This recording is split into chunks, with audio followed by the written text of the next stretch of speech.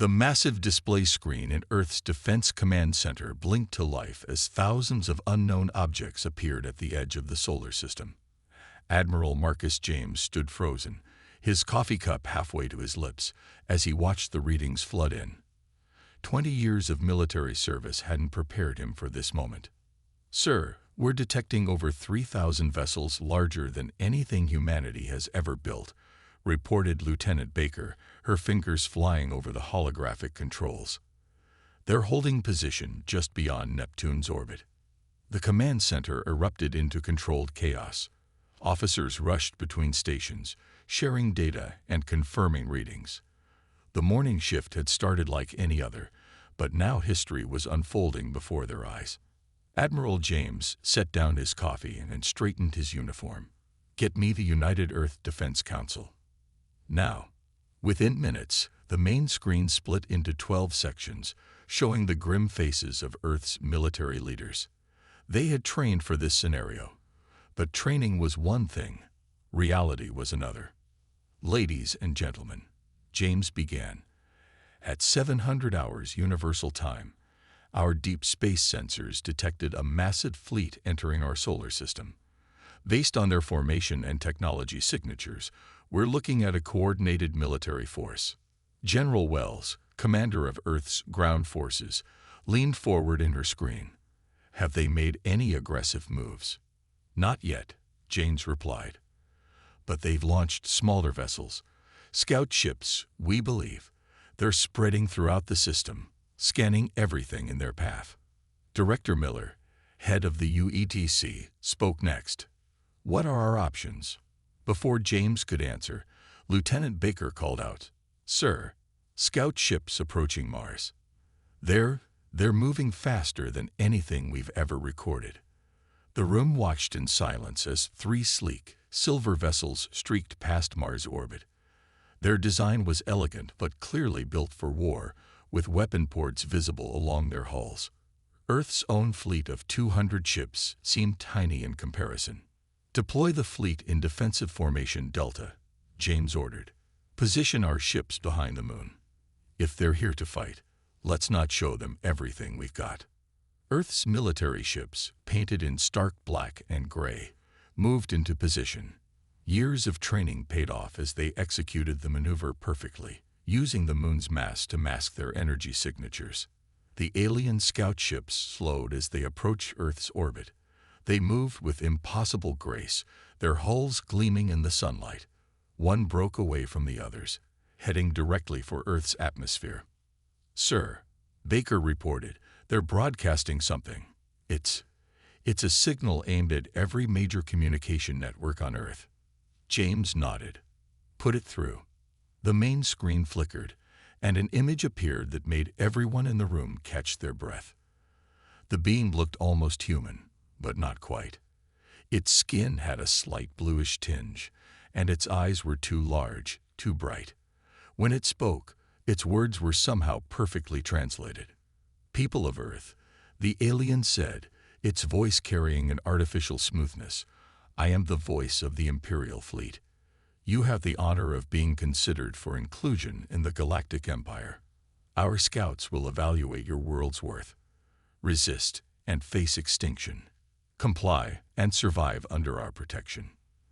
The transmission cut off, leaving the command center in stunned silence. Director Miller broke the quiet. "Admiral James, you've studied potential first contact scenarios for years. What's your assessment?" James took a deep breath, studying the tactical displays showing the scout ships' positions. "Their technology is far beyond ours, but they're being cautious. They're following a standard colonial assessment pattern. We've seen similar approaches in our own history. More importantly, they're showing off. They want us to be afraid." "Should we be?" General Wells asked. A small smile crossed James's face. "They wouldn't try to frighten us if they were certain of victory. And they don't know about Project Guardian or the defense grid. We might be outgunned, but we're not helpless." As if to emphasize his point, one of the scout ships moved closer to Earth, only to bump against the invisible barrier of Earth's electromagnetic shield. The ship recoiled, clearly surprised by the resistance. Send all military forces to Combat Alert Alpha, James ordered, and contact every major nation's leadership. If humanity is going to face its first interstellar war, we're doing it together. The alien ships continued their dance around Earth's orbit, unaware that humanity had far more surprises in store for the overconfident empire that thought they'd found an easy conquest. 12 hours after first contact, the Imperial fleet made its move. 3 massive ships, each the size of a small city, broke away from the main fleet and entered Earth's solar system. Their dark metal hulls absorbed sunlight like black holes against the stars. In the command center, Admiral James studied the tactical display with growing concern. "Those aren't scout ships," he said to the assembled leaders. "Those are command vessels." Lieutenant Baker's console lit up with incoming data. "Sir, they're broadcasting again. Much stronger signal this time." The main screen flickered to life, revealing not 1 but 5 alien beings. The central figure wore elaborate golden armor that seemed to shift colors in the light. Unlike the previous messenger, these aliens made no attempt to appear friendly. "Humans." The central figure spoke, its voice deep and mechanical through the translation system. "I am High Commander Rex of the Imperial Fleet. Your world has been evaluated and found worthy of inclusion in our empire. You should be honored." Admiral James exchanged glances with Director Miller before stepping forward. "This is Admiral Marcus James of Earth's Defense Force. We appreciate your interest in our world, but we are not seeking to be included in any empire." The alien commander made a sound that might have been laughter. "You misunderstand, Admiral. This is not an invitation. It is a demand. You have 48 Earth hours to surrender control of your military and government to Imperial oversight. In exchange, your species will be permitted to continue existing under our protection." General Wells, watching from her command post, spoke up. "And if we refuse, then we will demonstrate why no world has successfully resisted the Empire in over 10,000 years." The High Commander's eyes glowed with an unnatural light. "We are not unreasonable. Submit, and your people will prosper. Resist, and they will suffer." The transmission cut off abruptly, leaving Earth's leaders in tense silence. "Well," Director Miller said, breaking the quiet, "at least they gave us time to think about it." Admiral James turned to Lieutenant Baker. "What are our deep space scanners showing?" "Sir, the main fleet is still holding position, but—" She paused, double-checking her readings. "Something's odd. Their energy signatures are fluctuating in a pattern I've never seen before." Dr. Thomas, who had been quietly observing from his science station, suddenly straightened. "Admiral, permission to speak freely?" "Go ahead, Doctor." "Those energy readings, they're similar to the patterns we detected during Project Guardian's psychic defense tests. I think," he hesitated, "I think they're preparing some kind of mental attack." The room fell silent as the implications sank in. Project Guardian had been Earth's most closely guarded secret, a discovery that human brains had developed a unique resistance to psychic manipulation, thanks to generations of exposure to background radiation. Admiral James smiled for the first time since the crisis began. "So they don't know. They have no idea their greatest weapon won't work on us." General Wells leaned forward in her screen. "Should we tell them? Warn them?" "No," Director Miller interjected. "Let them try. Let them reveal their tactics. We need to know what else they're capable of." Over the next hour, reports flooded in from around the world. The alien ships had taken up positions in high orbit, forming a triangle around Earth. Their presence sparked both fear and defiance among Earth's population. Admiral James stood at the command center's main window, watching the distant shapes of the Imperial ships gleam against the black of space. "Send a message to all Earth forces," he ordered. "Tell them to prepare for combat, but do not, under any circumstances, fire first. Let them make the first move." "Sir," Lieutenant Baker called out, "incoming transmission from the Imperial fleet." The screen lit up again, showing the High Commander.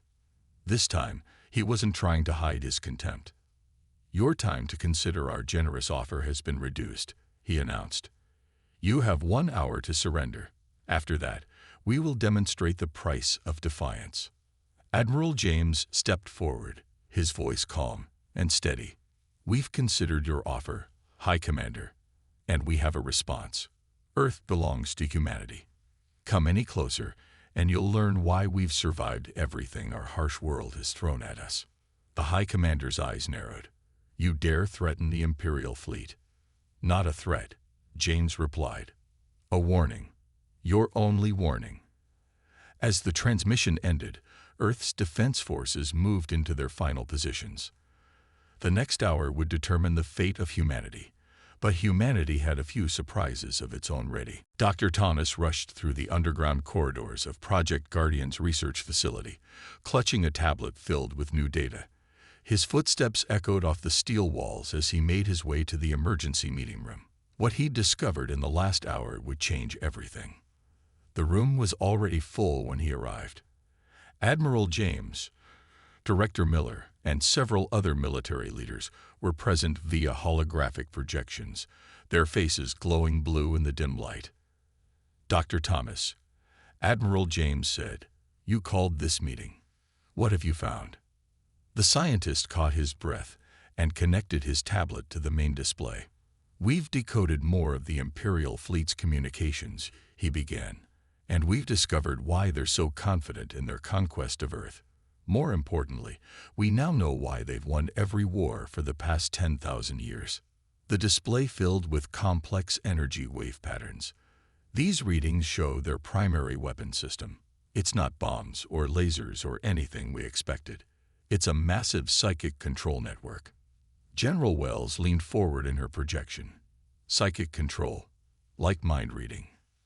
"Much worse," Dr. Thomas replied. "They don't just read minds. They dominate them.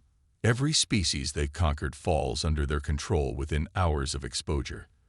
Their entire empire is built on mental slavery." The room fell silent as the implications sank in. Director Miller was the first to speak. "But why haven't we felt anything? They've been in orbit for hours." Dr. Thomas smiled. "That's the incredible part. Remember the nuclear testing from the mid-20th century? The radiation that we thought was just a terrible mistake." He pulled up a new display showing human DNA structures. "That radiation changed us. Over generations, it created a natural shield in our brains. We're completely immune to their control." Admiral James stood straighter. "Are you absolutely certain?" "We've been running tests since they arrived," Dr. Thomas confirmed. "Their psychic signals are bouncing off us like radar off a stealth ship, and they have no idea. They've never encountered a species with this immunity before." Lieutenant Baker's voice came through the communication system. "Sir, the Imperial ships are moving. They're entering attack formation. Let them come," Admiral James said, a hint of satisfaction in his voice. "Dr. Thomas, what else can you tell us about their capabilities?" The scientist brought up more data. "Their entire military strategy relies on this psychic control. They subdue populations, then use the conquered species as soldiers against the next target. But without that advantage," he trailed off meaningfully. "They'll have to fight us the old-fashioned way," General Wells finished. "Exactly," Dr. Thomas said. "And there's more. We've managed to reverse engineer some of their technology from the scans. Their shift shields are designed to stop physical weapons, but they're vulnerable to our electromagnetic pulse systems." Director Miller's hologram showed him smiling for the first time since the crisis began. "So not only are we immune to their best weapon, but we can actually hurt them." The room's atmosphere shifted from tension to cautious optimism. Humanity wasn't just facing an unbeatable enemy. They had a real chance. "Imperial ships entering Earth's upper atmosphere," Lieutenant Baker announced. "They're broadcasting their control signal at maximum power." Everyone watched the tactical displays as the massive alien ships descended.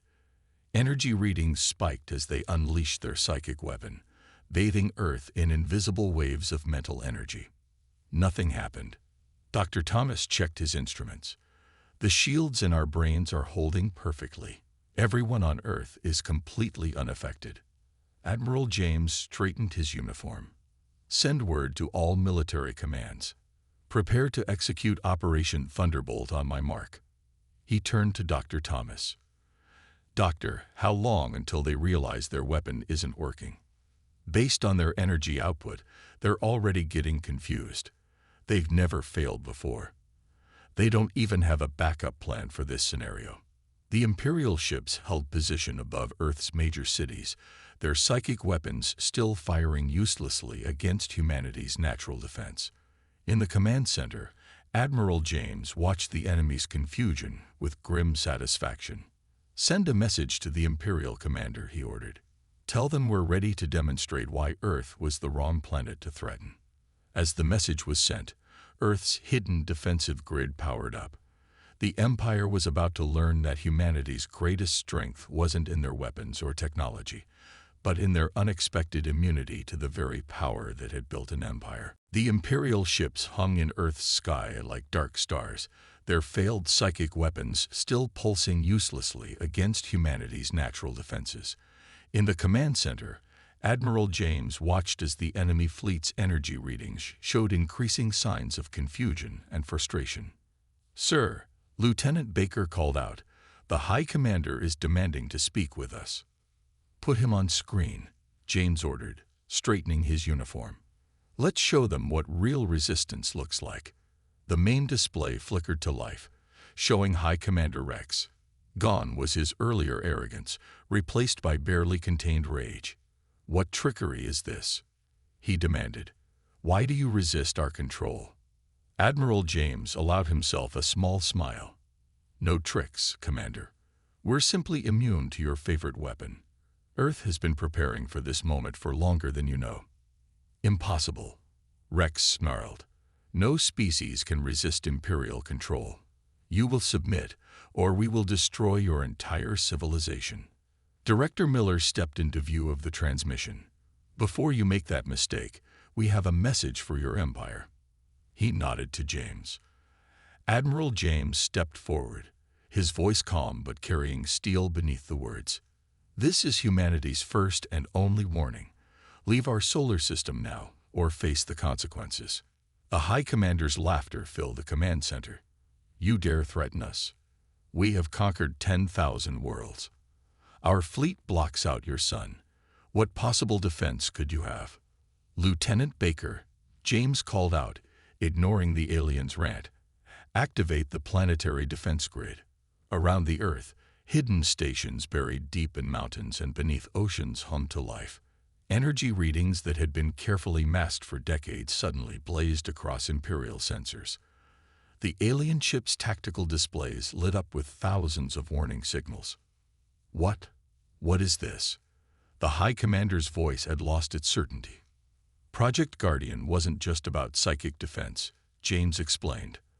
While your empire relied on mind control, we prepared for war the old-fashioned way. Would you like a demonstration? Without waiting for a response, James nodded to General Wells. Fire the warning shot. A single pulse of electromagnetic energy burst from a station in the Antarctic. It struck one of the smaller Imperial ships, instantly shutting down its systems. The vessel hung dead in space, its crew trapped inside. That was one station. At minimal power, James continued. We have thousands more, all targeting your fleet. Your shields can't stop these weapons. We designed them specifically to counter your technology. The High Commander's face showed an emotion no human had ever seen on an alien before. Fear. This is impossible. We scanned your world. You're barely a Type 1 civilization. We learned long ago to hide our true capabilities. Director Miller said, Your empire isn't the first threat we've prepared for, and it won't be the last. Suddenly, Lieutenant Baker's console lit up with new alerts. Sir, the main Imperial fleet is moving from beyond Neptune. They're heading toward Earth. They're calling our bluff, General Wells observed. Admiral James's face hardened. Who said we were bluffing? All stations, power up to full capacity. Show them exactly what humanity can do. The defense grid fully activated. Thousands of energy beams crisscrossed Earth's atmosphere, creating a glowing web visible from space. The Imperial ships found themselves trapped in a cage of pure energy, their most advanced shields useless against Earth's specialized weapons. "This is your final chance," James announced to the increasingly panicked High Commander. "Retreat now, and tell your empire that Earth is off-limits. Stay, and learn why challenging humanity was your greatest mistake." The smaller Imperial ships began breaking formation, their crews acting on their own as they realized the danger. The High Commander's transmission cut off abruptly. "They're running," Lieutenant Baker reported, watching her displays. "The advance fleet is retreating to the main force." Director Miller turned to James. "Think they got the message?" Before James could answer, new alerts blared through the command center. The main Imperial fleet had launched what looked like their entire force of attack ships. "Well," James said grimly, "looks like they need a stronger warning. All defense stations, prepare for full combat. Let's show the galaxy why Earth was the wrong planet to threaten." As humanity's hidden defenses powered up for real battle, the Empire was about to learn that their worst mistake wasn't failing to conquer Earth. It was making humanity reveal its true power to the galaxy. The space around Earth lit up like a new sun as thousands of Imperial fighters streamed toward the planet. Their weapons blazed, filling the void with energy beams and plasma torpedoes. The Empire was done with warnings. They had chosen all-out war. 5,000 enemy fighters incoming," Lieutenant Baker announced, her voice steady despite the overwhelming numbers on her screen. "Their main fleet is launching a second wave." Admiral James stood at the command center's main window, watching the approaching storm of enemy ships.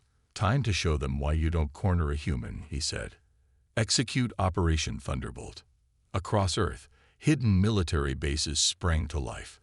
Underground hangars opened, revealing Earth's own fighter fleet.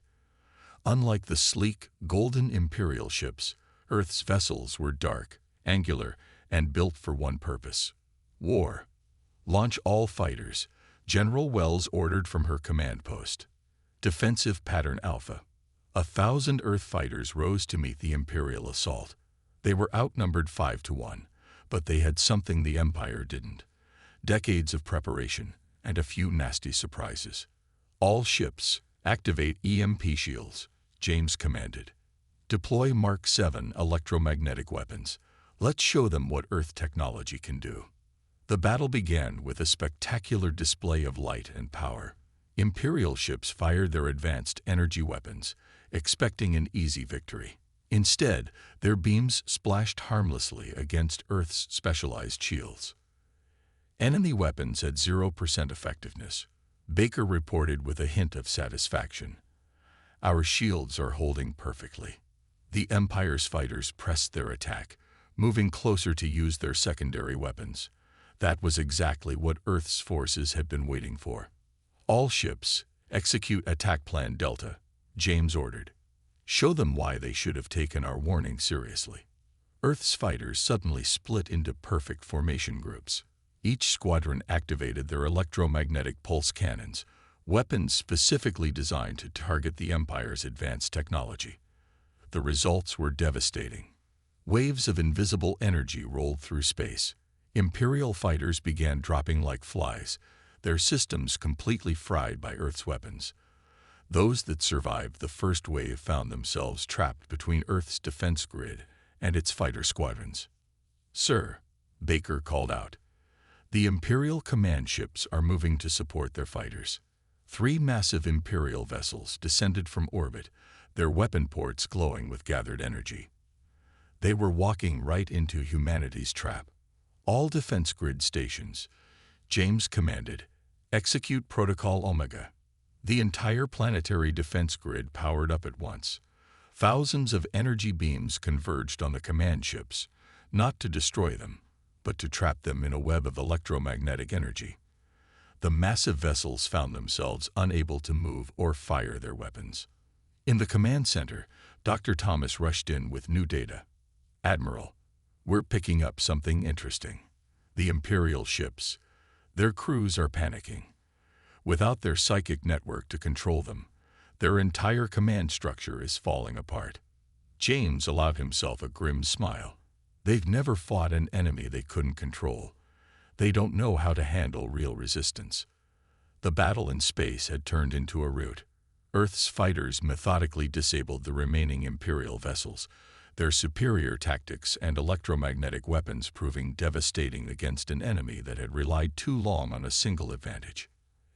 Enemy fighters retreating, Baker announced. 70% of their attack force disabled or destroyed. The rest are running back to their main fleet. The 3 trapped command ships hung helpless in Earth's energy web. Their crews could only watch as Earth's military demonstrated what real warfare looked like. Send a message to the High Commander, James ordered. Tell him this was just our first line of defense. If he wants to see what else we have waiting, he's welcome to try again. The Imperial fleet, watching from the edge of the solar system, received the transmission along with visual feeds of their devastating defeat. For the first time in 10,000 years, the Empire had not just failed to conquer a world, they had been thoroughly beaten. Sir, Baker reported, reading new data, the main Imperial fleet is powering up their engines. They're retreating. A cheer went up in the command center, but James raised his hand for silence. Don't celebrate yet, he warned. This was just the first battle. The Empire won't take this humiliation lightly. As the Imperial ships fled back into deep space, humanity had sent a clear message to the galaxy. Earth was not just another world to conquer. It was a planet of warriors who had spent generations preparing for this very day. 3 days after Earth's victory, an unexpected transmission reached the command center. It came not from the retreating Imperial fleet, but from a distant colony world under Empire control. Admiral James and Director Miller watched as the message decoded itself on the main screen. The alien that appeared looked different from the Imperial commanders, smaller, with gray skin and large eyes, filled with hope. People of Earth, the alien spoke softly, as if afraid of being overheard. We saw what you did. The Empire tried to hide their defeat, but we've seen the truth. For the first time in 10,000 years, someone fought back. And won. Lieutenant Baker's console lit up with more signals. Sir, we're getting similar transmissions from at least 20 other worlds. Dr. Thomas rushed into the command center, his tablet displaying new data. Admiral, you need to see this. The Empire's psychic control network. It's weakening. Their defeat here has damaged their hold over their conquered worlds. The messages kept coming. Each transmission showed different alien species, all sharing the same look of desperate hope. They had watched Earth defeat their oppressors, and now they dared to dream of freedom. The Empire has controlled us through fear and their mental powers for so long, another alien leader explained. But you showed us something incredible. You showed us they can be beaten. Admiral James turned to Director Miller. This is bigger than just defending Earth now. We're looking at a full-scale galactic revolution. Sir, Baker called out urgently. Long-range sensors are picking up explosions across Imperial space. They're colony worlds. They're fighting back. The tactical display showed the Empire's territory erupting in rebellion. Countless species, inspired by Earth's victory, had begun rising up against their masters. Without their psychic control to maintain order, the Empire's grip was slipping. Send a message to all rebel worlds, James ordered. Tell them Earth stands ready to help. Share our electromagnetic shield technology with any world that wants to fight for freedom. The next few hours brought constant updates. Imperial control centers fell as their supposedly loyal slave armies turned against them. The Empire's unbreakable psychic network crumbled as more and more species discovered they could resist. Dr. Thomas studied the incoming data with growing excitement. It's amazing. These species are adapting our shield technology to their own biology. They're breaking free of Imperial control permanently. A new transmission arrived, this time from the heart of Imperial space. The alien on screen wore the uniform of an imperial ship captain, but their eyes showed newly gained freedom. "Thank you, Earth," the captain said. "For 10,000 years, we served them against our will. Now we can fight back. Our entire battle fleet just broke free from their control. We're turning our weapons against the Empire's capital worlds." Director Miller smiled. The Empire's worst nightmare is coming true. Their own military is turning against them. The command center's displays showed the Empire's territory shrinking by the hour.